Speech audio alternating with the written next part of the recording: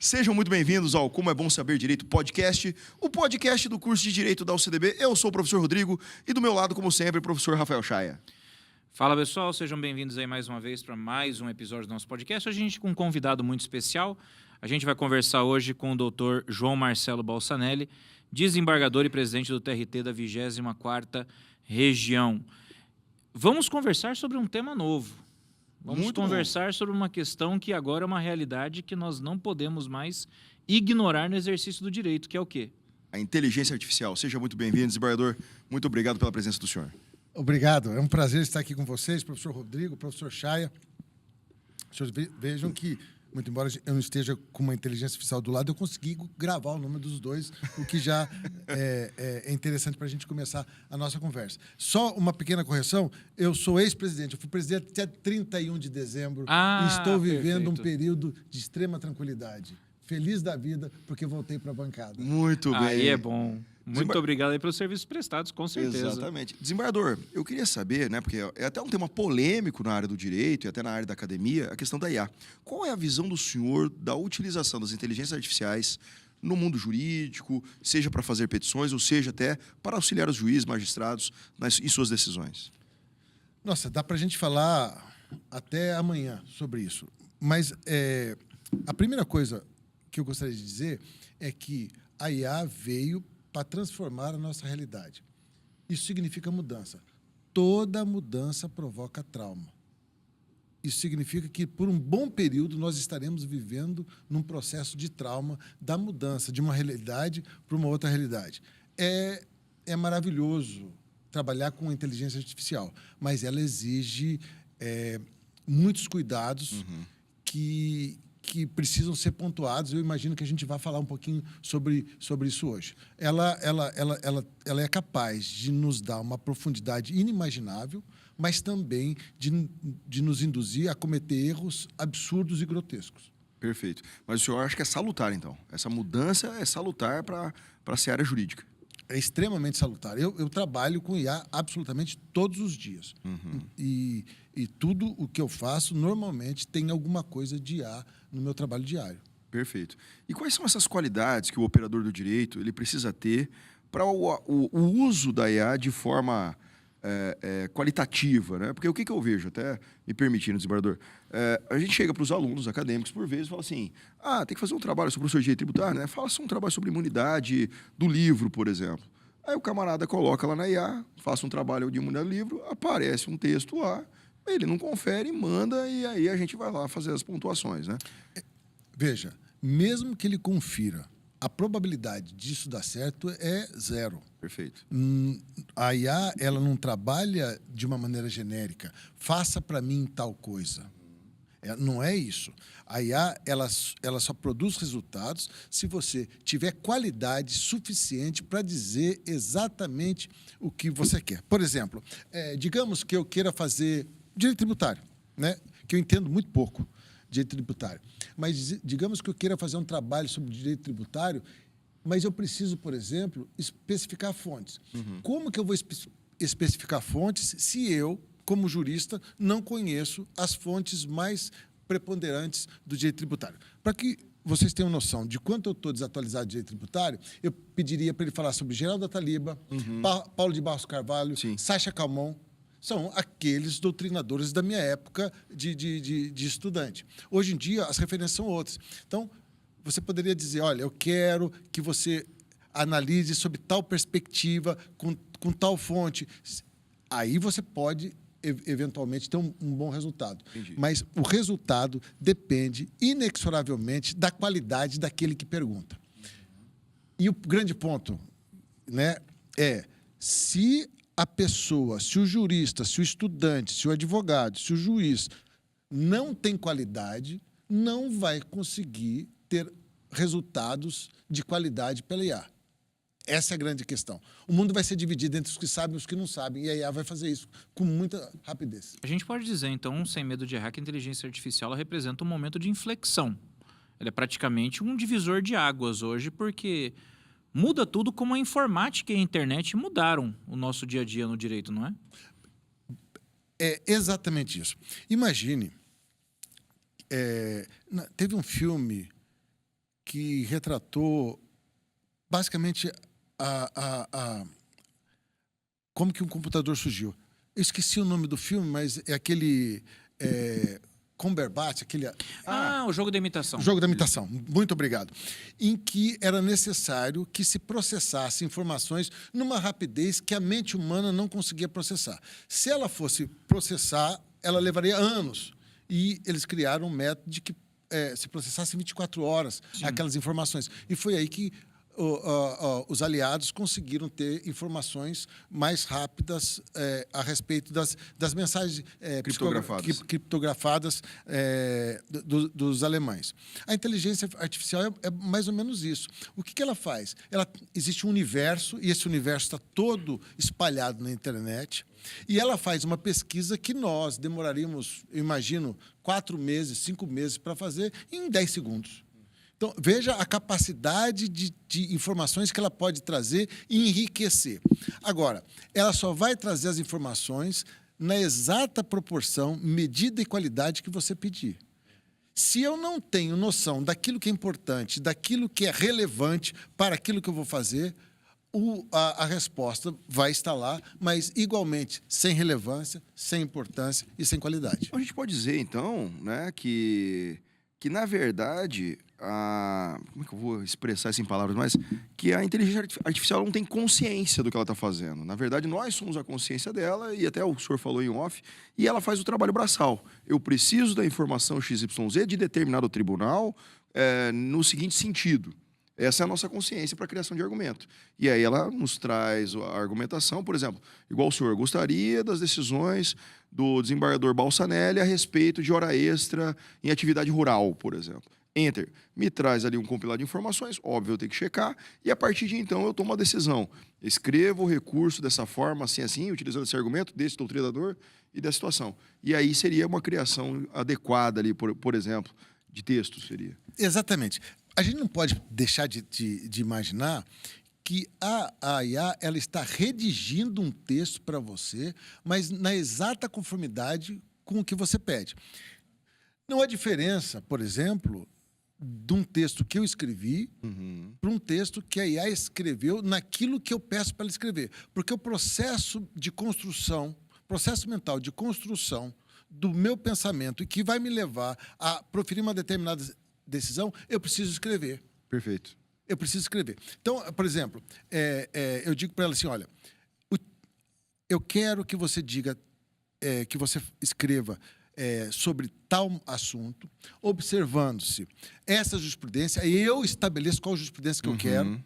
Né? Eu normalmente a jurisprudência eu faço braçalmente e coloco para ela, ó, você só vai usar a jurisprudência que eu te coloquei, que você coloca essa jurisprudência, que você argumente com base no princípio da proporcionalidade, que você observe também o princípio da proteção, o princípio da celeridade, ou seja, todo aquele processo mental que eu uso para redigir um voto, eu estabeleço para que ela use. Ou seja, a decisão que ela vai produzir é exatamente a decisão que eu produziria, com a diferença que ela que está redigindo, mas aquilo que eu determinei é exatamente que ela redigisse. Mas aí vem um ponto importante, não é só o que o senhor determina, mas aí você também tem de ter o conhecimento para rever a ordem. Porque, por exemplo, o senhor cita os princípios. Pode acontecer dela alucinar e utilizar um princípio quando, na verdade, é um outro. Por exemplo, você pede um princípio como um princípio... Vou puxar para o penal, que é mais a minha área. Eu peço que faça uma análise sob a luz do princípio do contraditório e ela alucina e faz a análise sob da ampla defesa. Aí a importância de se ter o conhecimento, como o senhor alertou, para que você tenha aquela perspectiva de falar, não, peraí, ela colocou o que eu pedi, mas isso aqui não está legal. E as pessoas não têm muitas vezes essa consciência. As pessoas acham que o que ela gerou só posso assinar e já vou mandar, né? E exatamente, desculpa, se eu vou parecer pretensioso agora, mas não é nada disso. Você está dizendo exatamente o que eu disse. É preciso ter qualidade, porque senão não se obter, o resultado não vai ter qualidade. A grande questão é, eu preciso estudar mais do que eu estudava para produzir melhores resultados do que eu produzo escrevendo eu mesmo. Perfeito. Para usar a inteligência artificial, eu tenho que ampliar a minha qualidade técnica do que eu tenho hoje. Eu, João Marcelo Balsanelli, desembargador, eu tenho que estudar mais e ser melhor para poder produzir resultados. Perfeito. Com a inteligência artificial. E eu ainda acredito, desembargador, que até porque ela vai fazer esse trabalho braçal, até como o senhor disse em off, o senhor ou todos os juristas vão ter mais tempo para fazer esses estudos, tanto na área técnica jurídica, quanto para aprender o desenvolvimento dessa inteligência artificial. Isso é bacana, porque ela é extremamente desafiadora. Esses dias eu pedi para ela construir uma divergência, eu dei todo... Eu estava mostrando aqui para vocês, vocês viram que meus prompts são enormes, né? Sim. Né? Você tem que fazer isso, não faça isso. Tem muito não faça isso, né? Não faça isso, não use jurisprudência da internet, use só a jurisprudência que eu dei. Tome cuidado com isso, seja educada. Seja educada. Exatamente como eu faria. E veio um voto muito bonito, né? Eu fui corrigindo, de repente, eu descobri que ela acrescentou um argumento. Ela disse, olha... No seu prompt, eu acrescentei um argumento. Eu coloquei aqui o princípio da proteção e da instrumentalidade das formas. Porque eu entendi, eu falei, putz, está perfeito isso aqui. Isso aqui está perfeito. Melhorou, ou seja, ela conseguiu ampliar aquilo que eu fiz. Mas ela também alucina. E isso é uma questão importante. Como eu estava comentando com vocês, esses dias eu coloquei a jurisprudência que eu queria num documento. E na hora que veio a escrita, eu achei que a jurisprudência estava perfeita demais. Eu falei assim, mas não é possível, né? Parece que a jurisprudência julgou um caso absolutamente idêntico. Um irmão gêmeo é isso que eu estou julgando. Aí eu perguntei para ela, você pode reproduzir a ementa inteira? Né? Aí ela falou assim, olha, na realidade, na ementa não está escrito bem isso. Isso foi a interpretação que eu fiz da ementa. Ou seja, você não pode citar uma ementa, colocar entre aspas um texto que não é o texto que foi escrito. Perfeito, perfeito. O trabalho de interpretar a ementa é meu, é lá atrás. Não, eu não posso alterar a ementa. Com certeza, com Eu certeza. não posso. Então, é preciso ter muito cuidado e repito, tudo vai desaguar no mesmo. É preciso melhorar a qualidade daquele que pergunta. Eu, como estudante de direito, eu, como profissional do direito, eu preciso melhorar. Sim. Se eu melhorar, eu vou ter mais resultados e melhores. E para quem está nos assistindo, só para ficar claro, quando a gente usa a expressão alucinação, essa expressão ela é utilizada para designar quando a inteligência artificial dá uma resposta errada como se fosse certa. Então, é o que a gente chama de desvio cognitivo ou alucinação. Esse é o nome mesmo, tá? Não é porque ela fica louca, não, tá? É aquela história, ela alucinou, porque quando nós alucinamos, nós vemos coisas, né, que não existem. Ela cria coisas que não existem. Exatamente nesse isso. ponto. E veja, eu não sei quem que foi que criou a inteligência artificial, exatamente, né? Se foi o José, o Antônio, o Manuel, eu não sei quem criou. Mas ela, isso eu percebo com muita clareza, ela tem uma vontade imensa de me agradar. Então, às vezes, ela percebe no meu prompt aquilo que eu quero. Percebe não, né? Eu digo exatamente aquilo que eu quero. E no afã de me atender, ela inventa coisas. Sim. Sim. Ela inventa coisas. Então, é preciso tomar certos cuidados. muito cuidado. É porque a pessoa, às vezes, ela coloca assim, me dê uma jurisprudência que fale tal coisa. Só que assim, ela vai te dar a jurisprudência, não significa que a jurisprudência existe. Exato. Tipo, você pediu uma jurisprudência que fala X, eu fiz uma jurisprudência que fala X. Isso. Exatamente. Então, por isso que tem que tomar cuidado com a questão do prompt, você tem que detalhar as coisas. Eu digo assim, só me cite decisões, normalmente eu restringo, não use jurisprudência, a não ser aquela que eu mesmo estabeleci num documento, eu colo um documento, mas eu digo, olha, se eventualmente você encontrar alguma outra que se adeque ao caso, eu preciso que ela seja identificável. E eu preciso do número do processo, da data do julgamento e do nome do relator, turma e tribunal. Perfeito. Aí, veja, aí ela percebe claramente que para me agradar, ela não pode inventar.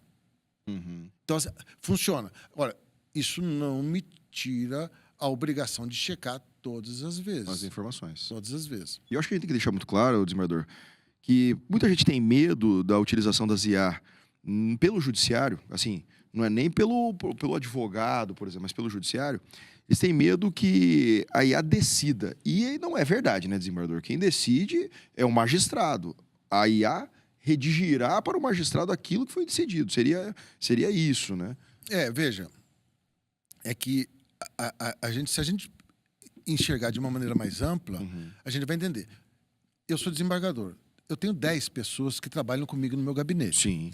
Significa que a maioria dos votos que eu profiro não são redigidos por mim, são orientados por mim. Perfeito. São decididos pelo senhor. São decididos por mim. Não são redigidos, Isso. mas são decididos por mim. São orientados por mim. Então, assim, qual que é a diferença de eu agregar a essas 10 pessoas mais um outro recurso que vai me proporcionar a mesma coisa? Por exemplo, as divergências, quando tem turma, eu que faço as divergências. Porque eu vejo como é que os outros dois, a turma é de 3 desembargadores, como os outros dois estão decidindo, e eu fico atento e falo assim, ó, a partir de agora é para decidir assim, a partir de agora é para decidir assim. Não há mudança nenhuma, não há mudança nenhuma. Continua sendo a decisão do juiz. Ele é quem diz como deve ser feito. Perfeito. Você não coloca, não é uma receita de bolo. Se você quiser, ele faz uma receita de bolo, mas não é isso. Desembargador, não é aquela história, você coloca a inicial, contestação e decide aí. Não é assim que funciona, né? Não, Exato. mas tem inteligência artificial que do Conselho Superior da Justiça do Trabalho, ele fez uma inteligência artificial para ser usado na Justiça do Trabalho. Ele tem lá uns 50 assistentes. Né? E tem um assistente que chama delimitação de pontos controvertidos. Entendi. Olha. É impressionante, mas também exige prompt. O juiz vai para a instrução. Eu falo isso porque a minha mulher ela é juíza de primeira instância. Vai para a instrução, aí eu e ela estudamos e bolamos um prompt bacana. Eu coloco a inicial, coloco a defesa e coloco a réplica. E aí começa a fazer perguntas. Estabeleça para mim os pedidos com suas especificações, né? A resposta do réu, os pontos que ficaram controvertidos, os que não ficaram controvertidos. Essa pergunta Sim, é muito importante. com certeza.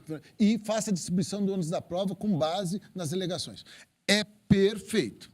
É perfeito. O pedido de horas extras diz isso. O réu diz isso. Ficou incontroverso. Na réplica, tal coisa. O ônus da prova é aqui. Olha, na petição inicial e na defesa, tem tantas questões que não são controvertidas. Essas e essas. Independente de prova em razão disso. Perfeito. É perfeito. É um trabalho que ela faz com uma qualidade imensa e que economiza um tempo enorme do juiz. Claro. É mais rápida, é mais eficiente e mais assertiva. Que o juiz. Se fosse fazer isso manualmente, quanto tempo? Olha, eu era juiz de primeira instância e eu ia fazer 4 a 5 instruções por tarde.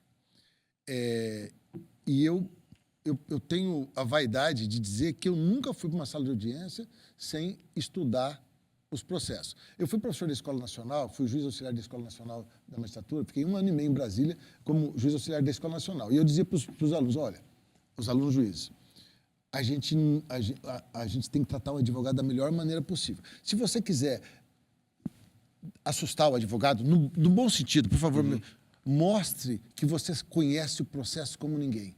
É nisso que você ganha o respeito do advogado. O advogado chega e o juiz mostra, olha, eu conheço o processo como ninguém, isso higieniza o ambiente, tranquiliza as partes, tranquiliza o advogado sabe que ele vai poder trabalhar direitinho, que ele vai ter, que ele vai ter audiência administrada por um juiz que conhece o processo e mais, que está preocupado em solucionar bem. Porque se eu estudo o processo, eu demonstro ao mesmo tempo a preocupação. Então, eu sempre estudei. Eu levava 3 horas por dia para fazer isso, para estudar 4 processos. Né? 4 processos. Isso baixou para hoje. Eu vejo que a Ana gasta de 40 a 50 minutos para fazer dessa forma. Não, o questionamento que eu expus, desembargador, é que assim, eu tenho feito muitas audiências aqui pela empresa, né? Tem uma empresa que eu advogo, está com problema financeiro e aí 300 mil ações trabalhistas, né? Mas é impressionante, toda audiência de conciliação, a gente faz a oferta de acordo, aí a outra parte fala que não, aí vem o magistrado e fala assim, mas então, isso aqui é controverso, isso aqui foi provado. Então, o magistrado ele já está muito preparado, né? Mesmo aquele que talvez não usa IA ainda. E com a IA aí não tem brincadeira, né? Não tem para onde ir. O que fica legal é que você vê, eram 3 horas de trabalho que você consegue reduzir para 40, mantendo a mesma qualidade. Isso. Aí você tem 2 horas a mais que você pode usar para outras questões mais estratégicas. Ou processos mais complexos. Ou processos né? mais complexos, ou para você poder fazer mais audiências. Quer dizer, você melhora a produtividade, você dá uma resposta melhor, com menos tempo, e você atende melhor, inclusive, as pretensões do jurisdicionado. Sim, com certeza. Ou seja, agrega produtividade demais. Isso Com é certeza. excelente. Olha, em certas questões, a IA é melhor do que o homem. Por exemplo, para fazer esse tipo de avaliação, que eu falei, que é os pontos de conflito, ela faz melhor do que a gente, né? Perfeito. Porque ela não cansa, né? Você tá lá 3 horas olhando para Cabeça cansa, né? anotando na mão para ver o que um disse, o que outro disse. Veja, ela não comete esse tipo de erro. Então, em algumas questões, ela faz melhor que a gente. Outras questões também que são muito interessantes e que, assim, que era um fardo para mim. As audiências, hoje, elas são gravadas em áudio e vídeo, Certo. né? E, Verdade. Já tá antecipando o que o senhor vai dizer. olha, e é um fardo aquele troço. Você sentar, colocar um fone de ouvido, porque você tem que colocar um fone de ouvido. Não dá para você olhar, porque qualquer coisa que apareça te tira atenção. Coloca o fone de ouvido e fica ouvindo a testemunha. E você não pode deixar de prestar atenção em tudo, porque o juiz faz uma pergunta no começo da audiência, 10, 15 minutos depois ele repete a pergunta e vem uma resposta diferente. E talvez seja esse o ponto que vai te possibilitar solucionar o processo. Então, assim, sentar e ouvir uma audiência e ficar com uma caneta, parando, minuto tal, disse isso, minuto tal, disse isso é difícil. Existe uma inteligência artificial chamada Notebook LM. Você pega o vídeo, você baixa o vídeo, depois faz um upload do vídeo nessa plataforma e e não precisa falar nada. Ele fala assim, ó, isso aqui é uma audiência judicial, trabalhista, com o autor tal, fala babá. E ele fala o tema. Aí você pode fazer perguntas para ele, tipo assim, o que as partes falaram sobre o assédio moral? O que as testemunhas falaram sobre o assédio moral? Há divergência, e aí vem a qualidade, há divergência entre os depoimentos sobre essa questão específica, há divergência nos próprios depoimentos com relação a essa questão específica, há congruência entre os depoimentos, ele te dá todo o relatório. E o mais interessante é que ele fala assim, olha, aqui me parece que é uma divergência, porque fulano disse isso e Beltrano disse aquilo. E do lado tem um númerozinho. Você coloca o mouse, ele abre uma janela. É o marcador temporal. O marcador temporal e a transcrição exata do que a pessoa diz. Então você confere. Você pode até não concordar com o resultado, né? Com o resultado que ele te dá, mas você pode fazer isso. Não estou satisfeito. Faça para mim toda a transcrição. Aí eu faço a transcrição. Existe uma ferramenta no site do Conselho Superior da Justiça do Trabalho que chama Analisador de Depoimentos e você manda ele analisar. E confirma as 2 respostas. Então, assim, abre o texto, né? Eu presto atenção, eu gosto de acatar, mas eu transformo aquilo em PDF e depois vou checar para ver se as conclusões são as mesmas. Perfeito. Né? Então, assim, você faz uma avaliação de uma audiência de 2 horas em meia hora. Querendo ou não... Com uma qualidade muito superior a assistir o vídeo em 2 horas. Exatamente. Você está trazendo uma efetividade para a justiça, né? E aí, essa questão de efetividade, desembargador, o senhor acha que, porventura, algumas funções no Poder Judiciário serão reduzidas no que tange a servidores, por exemplo? Bom, se nós temos uma IA que pode auxiliar na elaboração de votos, decisões, então nós não precisamos de mais 10 servidores, podem ser 5. O senhor acha que vai acontecer essa diminuição de vagas ou algo nesse sentido? Eu acho que ela vem só para somar. Eu já li pesquisas de todo jeito. Tem pesquisas que dizem que a IA vai ampliar a necessidade de mais gente, né? de mais gente, e vai impor que essas pessoas tenham uma qualificação ainda maior do que elas já têm. Eu acredito nisso. Mas eu acredito também em robôs. Eu acho que o grande lance da IA vão ser robôs dentro do Poder Judiciário. Processos mesmo. Por exemplo, o sujeito perdeu a ação e entra, se for na justiça comum, com recurso de apelação. Perfeito. Na justiça do trabalho se chama recurso ordinário. São os equivalentes, apelação ou recurso ordinário.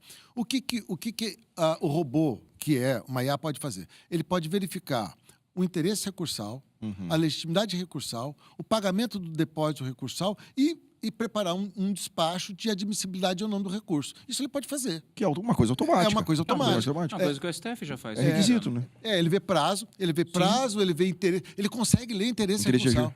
Ele consegue ler interesse recursal. Ele vê que se aquele cara que está recorrendo foi vencido, né? Porque ele vai na sentença e ele lê a sentença. Entendi. Verificar se ele é sucumbente mesmo e poder recorrer. Ele faz isso. Então, assim, esse tipo de robô movido por inteligência artificial será muito bem-vindo. Porque nós não vamos ter mais aquilo que a gente chama de tempo perdido no processo. Processo parado esperando alguma coisa. Eu imagino que vai ser alguma coisa nesse sentido. Nós vamos ter futuramente.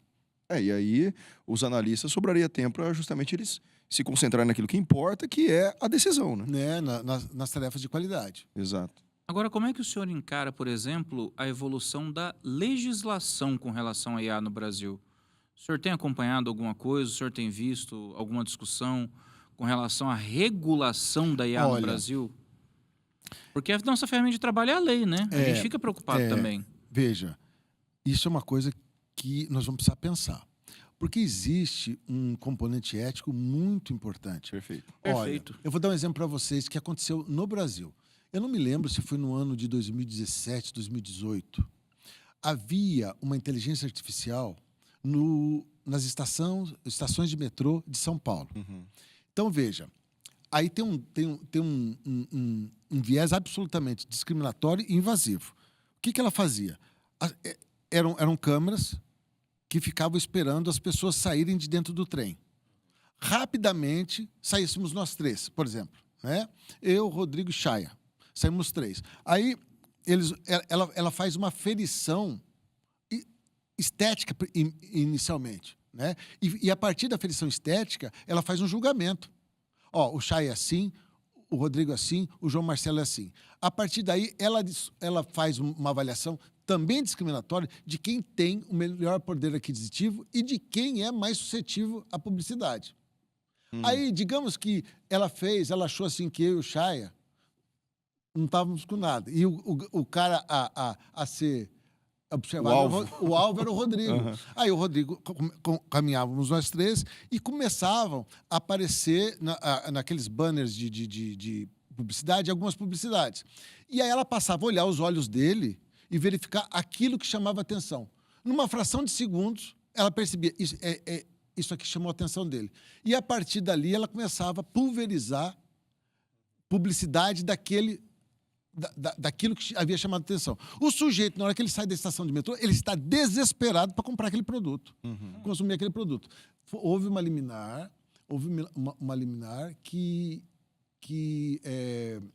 suspendeu a utilização dessa IA, porque ela realmente ela era um fator importante de limitação da vontade. Ou seja, era um fator que a gente diz, um fator de alienação. Cria em você uma necessidade que você não tem para que você consuma algum bem. Outro dado importante é uma IA que fazia a avaliação da liberdade condicional nos Estados Unidos. Você deve conhecer. Conheço esse caso. Conhece esse caso. Né? Ela era usada primeiro para fazer a classificação por periculosidade e passou a fazer perfilamento dos presos. Exatamente. E aí os negros sempre tinham as notas mais baixas, um viés claramente racista. Sim. Né? Os brancos, eles recebiam liberdade condicional porque a IA previa que eles tinham menos chance de residência do que os negros. Delinquir também, do que os negros. Então, assim, um viés absolutamente racista. E, por último, tem o caso da Amazon, só para a gente terminar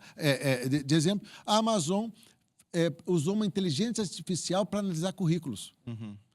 E o que ela fez? No resultado, 300.000 mulheres, 300.000 homens, resultado, homens. Mas ela só recrutava homens. O viés era totalmente machista. Por exemplo, havia universidades que eram universidades frequentadas preponderantemente por mulheres, cuja pontuação era mínima. A pontuação era mínima. Então, o sistema era todo ele discriminatório em relação a gênero. E a Amazon, inclusive, deixou de usar essa IA porque ela não conseguia, ela não conseguiu estabelecer um sistema em que fosse paritário em relação a gênero. Simplesmente não conseguiu. Isso é a importância do supervisionamento constante dos modelos de aprendizado de máquina, porque o enviesamento ele é uma realidade. Ele pode ser refletido pelo enviesamento dos dados que foram usados para treinar o modelo ou do próprio programador. Sim. E aí você faz o supervisionamento exatamente para parar essas arestas. Senão você começa a ter problemas gravíssimos nesse sentido. Não, é assim, no MIT, a Universidade norte-americana, você tem acesso a computadores, salas, pela face. E aí, numa tentativa absolutamente equivocada de não ter discriminação, eles não colocaram no algoritmo o negro. Né? Ah, mas se eu colocar o negro no algoritmo, vai ter um viés discriminatório. Às vezes, não colocar é que tem um viés discriminatório. Sim, exatamente. Tinha uma aluna, ela é chamada Joy alguma coisa, ela é uma nigeriana. E ela não tinha acesso a nada, porque ele não reconhecia um rosto negro. Ela colocava uma máscara branca e aí ela era reconhecida. Então, assim, às vezes, a ausência de um algoritmo que poderia causar um viés discriminatório, a ausência dele é que causa a discriminação. Então, assim, há conteúdos éticos, há discussões éticas muito profundas que a gente precisa trabalhar. Eu fico extremamente feliz ouvindo isso, porque hoje a grande tendência da discussão na inteligência artificial é exatamente o aspecto da ética e do humanismo. E aqui no Brasil o que a gente percebe é que as pessoas ainda estão muito focadas na discussão da proteção de dados. E não estão discutindo a ética. E a ética é fundamental. Sim. Ela é fundamental não só para a programação, quanto para o uso e para os dados que vão ser alimentados. E o pessoal deixa muito de lado essa discussão. E é importantíssima. E uma coisa que a gente precisa levar em consideração é que as decisões por algoritmos, elas reproduzem aquilo que nós somos. Perfeito. Se nós somos uma sociedade machista, os resultados serão com discriminação de gênero, favoráveis aos homens e discriminatórios em relação às mulheres. Perfeito. Se nós somos uma sociedade racista, o viés vai ser racista com discriminação a certos grupos de pessoas. Então, assim, a inteligência artificial, ela vai reproduzir aquilo que nós somos, o que é a nossa sociedade. Nós precisamos trabalhar no grau civilizatório do país, das pessoas, para que isso não aconteça mais. Sim. E aí inserir na inteligência artificial que ela faça as correções que devem ser feitas, né? Porque como o senhor falou, por exemplo, o ChatGPT ele faz uma busca ali num banco de dados da realidade, digamos assim, né? Ela inventa coisas, mas enfim, é da realidade que se apresenta. Se a realidade é meio esquisita, ela vai te retornar resultados esquisitos. Ela vai produzir os mesmos resultados que a sociedade produz. Eu não sei se isso é por conta das informações jornalísticas, mas eu acho que nós nunca passamos por um período tão terrível com relação à agressão a mulheres. Sim. Agressão a mulheres. E eu imagino que a inteligência artificial, ela eventualmente possa reproduzir esse tipo de discriminação. Teve, inclusive, um robô do Twitter chamado Tai. Vocês conhecem a história do Tai? Não Eu conheço. conheci. Vocês conhecem a história do Tai? Eu conheci. O Tai era um robô com código aberto cuja a experiência é aprendizado pelos usuários. Então, entrava lá o Rodrigo, tal coisa, Tai. Entrava lá o Chay, tal coisa, Tai. Aprendi isso. Resultado, em menos de 24 horas, ele se transformou na pessoa mais discriminatória possível em relação a mulheres, em relação a negros e com uma face totalmente nazista. Ele foi desligado. Foi menos de 24 horas. Menos de 24 horas. Ele foi desligado. Olha aí. Só pela produção ali do incentivo, digamos assim, dos usuários. Dos usuários. Isso aí Ele se transformou nazista, preconceituoso, racista e preconceituoso em relação às mulheres. Menos de 24 horas teve que ser desligado. Ele começou a falar coisas absurdas. E isso baseado na interação com o ser humano, né? E aí o ser humano tem que mudar, né? O ser humano tá esquisito. Tem um documentário, estou tentando lembrar agora, eu quero saber, acho que é a Privacidade Hackeada. Eu não sei se é o Dilema das Redes ou Privacidade Hackeada, mas um desses dois documentários tem uma frase que eu acho sensacional, porque ele fala o seguinte: a inteligência artificial ela não é nem inteligente nem artificial. Ela é aquilo que nós programamos ela para ser. Ponto. Sim. Então é aquela história, como o desembargador bem disse. Se você pega o modelo e deixa o modelo é uma esponja, ele vai absorver tudo que você lançar para ele. Se você treiná-lo com conteúdo de qualidade, cara, você pode ter uma inteligência artificial capaz de dar diagnósticos médicos em poucos minutos. Você pode ter uma inteligência artificial capaz de analisar documentos com assertividade absurda. Agora, se você alimentá-lo com informações viciadas, venenosas, tóxicas, vai se tornar uma plataforma tóxica. Sim. Ponto. Sim. É como se fosse uma criança que você está criando desde pequeno. A criança ela vai crescer fruto da criação que ela recebeu. Claro. Então você tem que ver bem o que você vai colocar na IA, bem o que você vai treinar, e daí a gente volta na discussão da importância do supervisionamento, para garantir que a inteligência artificial entregue aquilo que a gente espera. Perfeito. E desembargador, aí uma coisa até estava vindo para cá pensando, né? Sobre o processo digital, desembargador. Assim, na minha visão, na época da digitalização dos processos, foi justamente a digitalização dos processos. Que eu digo assim, a gente tinha o processo físico, inclusive até um elogio à Justiça do Trabalho, os processos físicos da Justiça do Trabalho são os melhores, eram os melhores. Né? Você chegava assim, eu preciso do volume tal, aí tirava o elástico, vinha tudo bonitinho, uma capa de plástico maravilhosa, né? Que inclusive, desembargador, esse aí, até brincando aqui, mas esse foi o meu desespero quando eu comecei a advogar, desembargador. Porque os professores falavam assim, não, o processo apenso, né? Não sei o quê. Aí quando eu cheguei lá no Tribunal de Justiça, enfim, no fórum, eu quero um processo apenso. Tinha umas cordas amarradas. Eu falei, que é isso? Corda amarrada no processo, que absurdo. E lá no Justiça do Trabalho, aquele capinha bonito e tal. Mas, desembargador, eu acho assim, que nós só transformamos o papel físico no papel digital. Será que não teria uma outra forma de pensar essa estruturação do processo digital?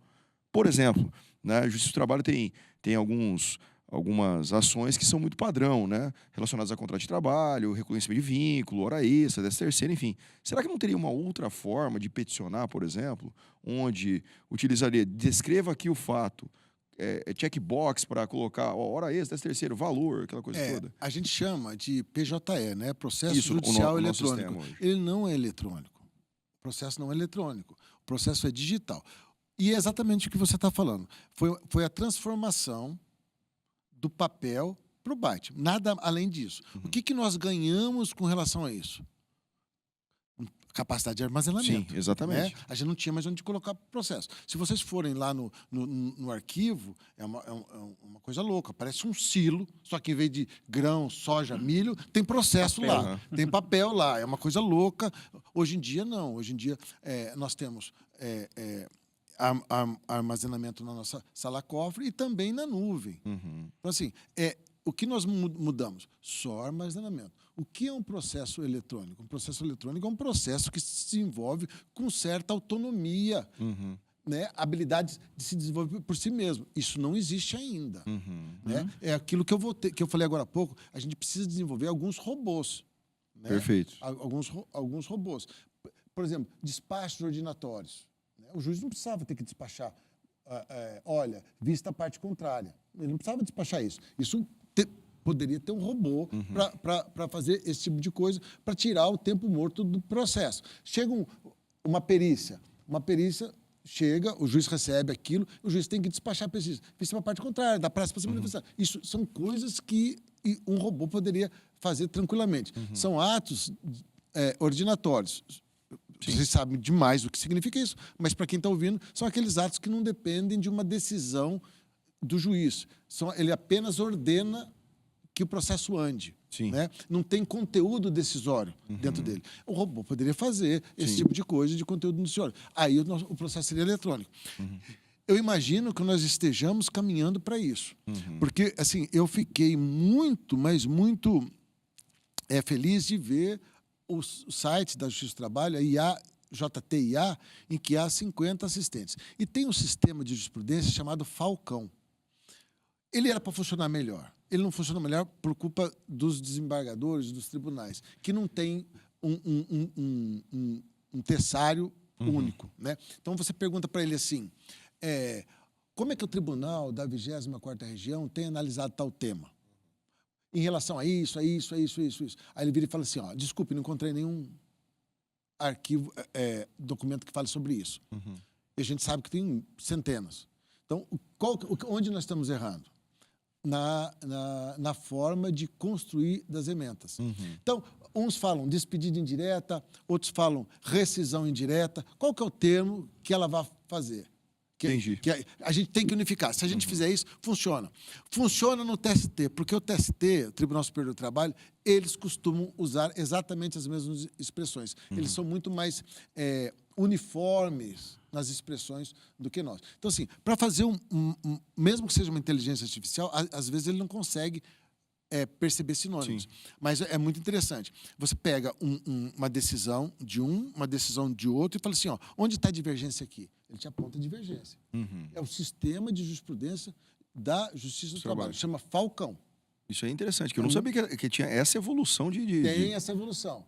Esses dias eu fui, teve um incidente de assunção de competência que o relator, o desembargador César, disse o seguinte, olha, não vou receber, não vou admitir, porque não existe discrepância entre o entendimento das turmas. Eu pedi vista regimental e fui fazer uma consulta. E a resposta que me deu foi o Falcão. Falcão, o seguinte, está tendo esse tipo de dúvida, verifique nas duas turmas, porque eu fiquei 4 anos afastado, 2 anos como vice-presidente, 2 anos como presidente do tribunal, afastado da jurisdição. Me diga. E ele falou assim, olha, tem sim, tem divergência. Eu fui olhar, tinha divergência, mas era uma divergência antiga de um desembargador, cujo voto de condução era do desembargador que não está mais entre nós, infelizmente. E aí houve uma substituição e pacificou a jurisprudência. De fato, ele tinha razão. Mas veja, o Falcão me deu uma resposta que eu levaria assim horas fazendo uma pesquisa de jurisprudência dentro do meu tribunal, que ele me deu em 5 minutos. Perfeito. Não, bom demais. E assim, é interessante o senhor trazer essas novidades relacionadas à inteligência artificial da Justiça do Trabalho, porque eu acho que 80% dos advogados não sabem disso. Né? A gente não sabe, assim, porque ainda a gente pensa que chega lá, o desembargador ele entra o voto, aí vai o assessor horas pesquisar, e essas ferramentas estão trazendo uma agilidade, né, para a Justiça do Trabalho, que eu não sei se todos os tribunais têm. Mas a tendência é que se torne cada vez mais comum. Você vê, o CNJ essa semana anunciou lá a criação do gabinete virtual, que é para juízes e desembargadores poderem acessar algo similar que a Justiça do Trabalho já tem. Ou seja, a tendência é que o uso da inteligência artificial comece a se tornar cada vez mais ostensivo. Sim. E aí o advogado vai ter que correr atrás disso também. O advogado que está falando assim, não, inteligência artificial é só uma modinha que logo passa, eu vou continuar no artesanal. É bom rever essa postura. É bom rever essa postura com urgência. Porque a qualidade que você agrega, principalmente hoje, o principal commodity para quem trabalha no direito é o tempo. A gente quer ter mais tempo, Sim. mais tempo para poder analisar os documentos, mais tempo para escrever as petições, mais tempo para poder analisar os processos. Poxa, o que a inteligência artificial faz é exatamente te dar mais tempo. Sim. É o principal que ela faz, é te dar mais tempo. Por que eu não vou agregar isso no meu dia a dia? Exato. Mas aí, como o desembargador bem falou, né, precisamos aí estudar, né? Tanto a parte jurídica quanto a parte técnica da IA. Né? Vem um texto grande e você fala assim para IA, faça um resumo para mim. Não pode ter uma ordem mais, desculpem, idiota que essa, né? Faça um resumo para mim. Você vai deixar que uma outra pessoa, aspas para a pessoa, inteligência, faça um resumo para você, sem que você especifique o que você quer. Faça um resumo para mim, pontue isso, eu quero que você olhe isso. O que você vai fazer quando você vai fazer um resumo? Você tem que escolher pelo menos os pontos mais importantes, né? Exatamente. Eu falo para os meus servidores do gabinete, vocês têm que sair de dentro de vocês e olha para você e vê o que você faz. Exato. Escreva exatamente o processo mental que você faz. Olha, é grande. Ué, Sim. grande. Meus prompts são de 20 linhas, 25 linhas. Qual que é o problema? Mas é exatamente o processo mental que eu uso e que eu vou fazer. A gente pode até utilizar uma analogia com o título de monografia, né? Quanto maior o título de monografia, mais assertivo é o tema trabalho, que está sendo né? discutido, exatamente. Exatamente. E isso eu acho que falta, e a gente poderia até, desembargador, o senhor aí, já vou lançar uma aí. O senhor podia lançar um curso disso aí, hein, desembargador? Né? Um vídeo na internet aí para orientar os meninos. Ana, né? ia achar graça, que ela falou isso para mim essa semana. Mas olha, eu ainda preciso aprender muito. Preciso aprender muito. E a melhor forma de aprender, qual que o senhor recomenda? É testando? É usando? É errando? Qual é a melhor forma para a pessoa que quer aprender? A melhor forma para a pessoa que quer aprender é fazer isso. Tentar escrever, primeiramente, o seu processo mental. Quando eu pego um processo, o que eu olho primeiro? Eu olho se tem competência. Isso tem que estar no prompt. Tem competência? Verifique para mim, faça análise da petição, verifique para mim se tem competência. Verifique para mim, deixa eu olhar se tem prescrição. Verifique para mim se tem prescrição. Tudo aquilo que você pensa, Quando você vai fazer, você vai reproduzir. E ela te traz com profundidade. E nessa profundidade, se você tem qualidade, ela te desperta. E você vai estudar mais. É impressionante. Porque daí você começa... ouça-me com toda delicadeza. Você começa numa competição com a IA. Você não me pega de novo, hein? Como é que eu deixei isso passar? Não, agora eu não vou deixar isso passar. Ela sempre vai fazer com você, porque a capacidade que ela tem de leitura do mundo é... Infinitamente maior. Não dá nem para... Acho que infinito é uma palavra pequena para a capacidade que ela tem, diferente da gente. Mas usar os seus métodos e perguntar, é para fazer alguma coisa? Nunca pode ser uma decisão genérica. Por isso que é necessário aprender, é necessário estudar, ter qualidade. Porque as ordens genéricas virão com decisões ruins. Perfeito. Eu não vou deixar embora sem dar uma dica. Qual é hoje a plataforma que o senhor mais usa no seu dia a dia? Que o senhor recomenda assim que as pessoas, olha, conheçam essa.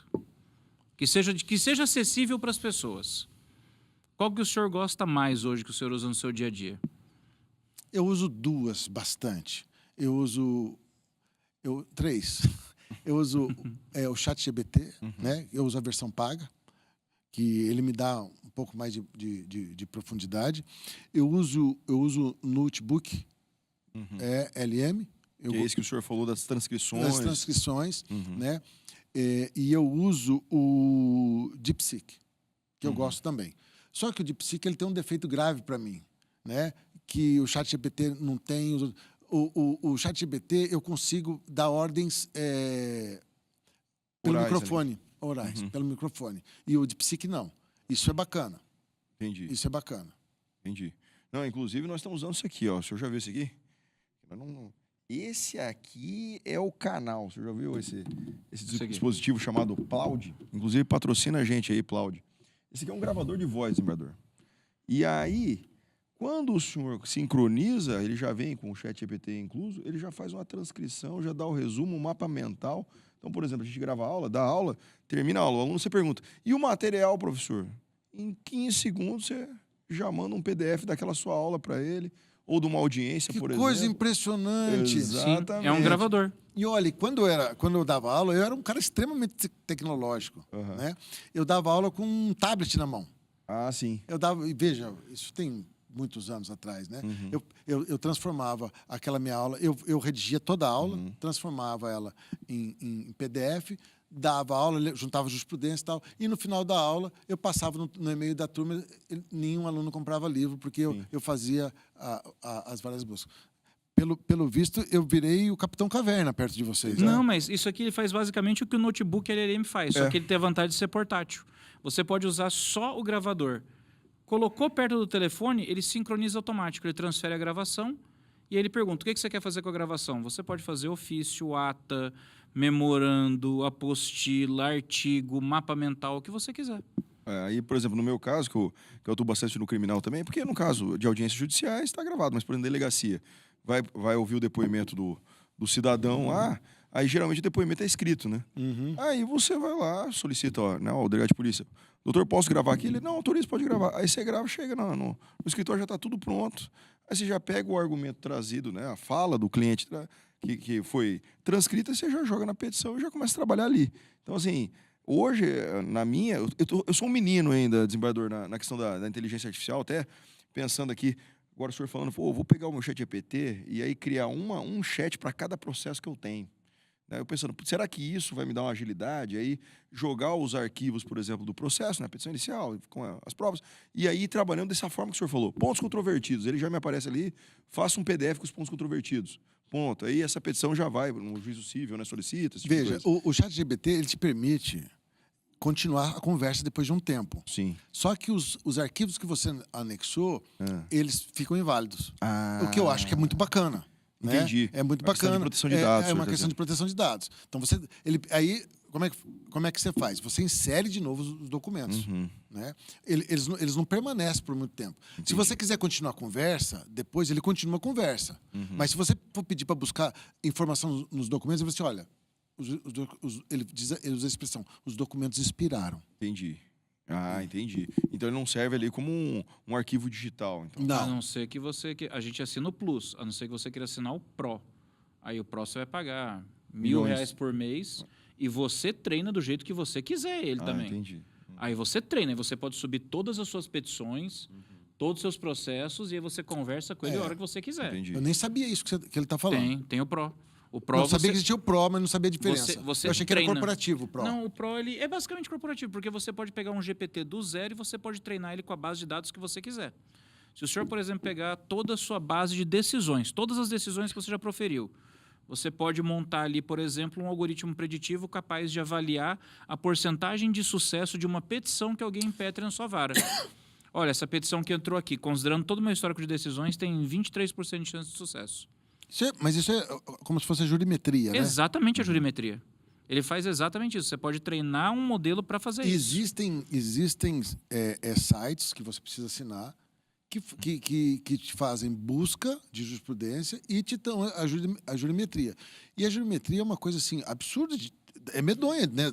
Sim. É assustadora. O cara chega assim, ó, o processo caiu na mão do desembargador João Marcelo. Ele nunca julgou isso.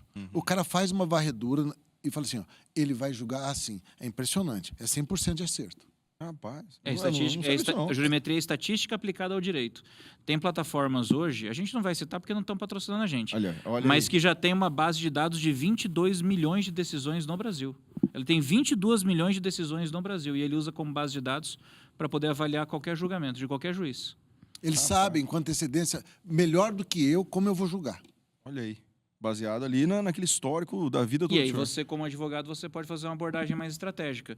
Eu não tenho chance de vitória, então já vou empurrar para um acordo. Sim. Eu tenho mais chance de vitória, eu posso ter uma moeda de troca melhor no acordo, ou eu vou tocar sem acordo mesmo. Sim, entendi. A jurimetria acontece pra caramba, é muito boa. Bacana. Agora, uma coisa que eu queria falar também é o seguinte. Eu junto inúmeros acordos meus e falo assim, olha, eu quero que você observe o estilo linguístico e literário dos acordos. E ela é como se eu tivesse escrito. Exatamente. Você Olha. pode fazer, você treina. E aí fica a informação lá, mesmo que o documento, que o acordo depois ele saia. Veja, ela aprende. Por exemplo, tá. ela aprende. Eu lembro que uma vez eu disse para ela assim, olha, nunca mais me mencione jurisprudência sem falar para mim a data, o número do processo, o nome do relator e a turma. Eu só falei uma vez. Certo. E uma pergunta, desembargador. Aí agora agora o senhor vai me ensinar aqui. Para cada voto que o senhor vai relatar, o senhor abre um chat novo no ChatGPT ou continua sempre no mesmo? Tipo, uma conversa nova? Sim, uma conversa É nova. sempre uma conversa nova, né? Para Para não ter cruzamento de não ter informação. cruzamento de informações. Sempre tem uma conversa nova. E assim, ainda fala assim para ele assim, olha, depois que eu ajeitei, você abre a lousa, né? Porque ele abre a lousa, conserta, deixa, você mexe parágrafo por parágrafo, deixa prontinho. Aí você fala assim, olha, transforme essa resposta em formato word.docx. Aí ele fala assim, tá aqui, é só baixar. Você clica, já baixa no Word. Aí é só colocar na formatação e apertar Você só Enter. precisa colocar na formatação. Olha aí. Para não dar aquele copiar e colar e Isso. bababá. E é uma chatice problema, sem tamanho, vem sem Ah, formatação. Bem, aí se você quiser colocar formatação, ele também faz. Eu fiz uma vez, mas eu não me lembro onde é que está o prompt e fiquei com preguiça de fazer. Coloca letal, procedimento justificado, 1,5, bababá. Ele faz exatamente. Rapaz, agora, desembargador. O que nós você deu a dica, conversamos hein? esses dias? Tô falando. O que nós conversamos esses dias sobre pesquisa jurídica? A pesquisa jurídica vai ter que mudar também, né? Agora, os métodos de avaliação, né, desembargador? A gente estava conversando, eu e o professor Rafael, justamente isso, né? Porque uma coisa era um TCC falando de tribunal do júri, por exemplo, né? E aí o aluno vinha, escrevia, aquela coisa toda. Hoje ele coloca no chat, me diga aí um tema sobre tribunal do júri. E escreve para ele. Mas aí, isso não vai ter mais validade. Agora, como é que nós vamos avaliar esses trabalhos? Esses trabalhos devem ser avaliados agora justamente pela criatividade, pelo argumento. Mas eu acho da que o solução desembargador já apresentada. trouxe até a resposta. A IA vai exigir que o nível do profissional seja elevado. Sim. Porque senão vai ficar aquela coisa muito diluída, muito aguada, sabe? Sim. Eu costumo brincar assim, a IA ela é muito fast food. Você quer uma coisa rápida, a IA te atende. Agora, você quer uma coisa gourmet bem feita, você ainda vai ter que saber fazer o artesanal. Sim, tem que Você ainda vai ter que ter o conhecimento, senão não vai prestar. Não, com certeza. Com certeza. O que me encanta é saber que eu não preciso corrigir o português, né?